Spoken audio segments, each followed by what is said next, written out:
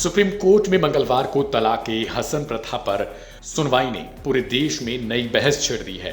अदालत ने उस प्रथा पर सख्त नाराजगी जताई है जिसमें मुस्लिम पुरुष अपनी पत्नी को तलाक देने के लिए खुद सामने आने के बजाय किसी वकील या प्रतिनिधि के माध्यम से नोटिस भेज देता है।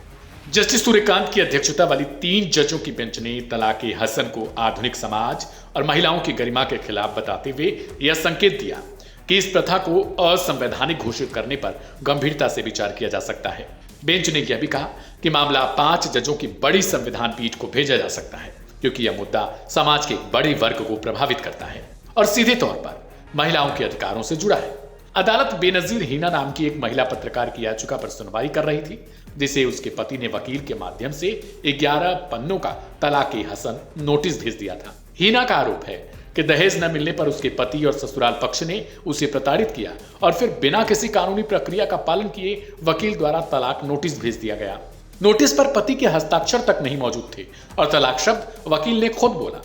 हिना ने कोर्ट को बताया कि उसका पति इसके बाद दूसरी शादी भी कर चुका है जबकि वह 5 साल के बच्चे के साथ कानूनी और सामाजिक परेशानियों का सामना कर रही है क्योंकि उसके विवाह का विधिवत तलाक नहीं हुआ है और इसलिए बच्चे के स्कूल एडमिशन, पासपोर्ट, बैंक दस्तावेज और अन्य प्रक्रियाएं अटकी पड़ी हैं। अदालत ने पति की ओर से पेश वरिष्ठ वकील M.R. शमशाद से पूछताछ करते हुए कहा, यह कैसे संभव है कि तलाक पति की जगह वकील दे? अगर धार्मिक परंपरा का पालन किया जा रहा है तो प्रक्रिया वैसी ही क्यों नहीं जैसा कि निर्धारित है? जस्टिस सूर्यकांत ने तल्ख अंदाज में पूछा, क्या पति में इतना भी साहस नहीं है कि वह तलाक की बात पत्नी को सीधे कह सके? क्या इस प्रथा को साल 2025 में भी जारी रहने दिया जाना चाहिए? यदि किसी धार्मिक प्रथा में घोर भेदभाव और असमानता है तो अदालत का दायित्व बनता है कि वह उसमें सुधार लाए।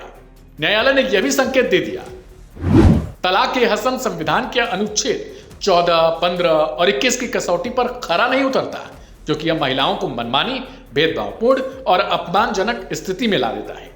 अदालत ने केंद्र सरकार और आरोपी पक्ष से कहा कि वे इस मामले पर विस्तृत लिखित पक्ष प्रस्तुत करें और यह भी बताएं इसे बड़ी संविधान पीठ को क्यों न भेजा जाए।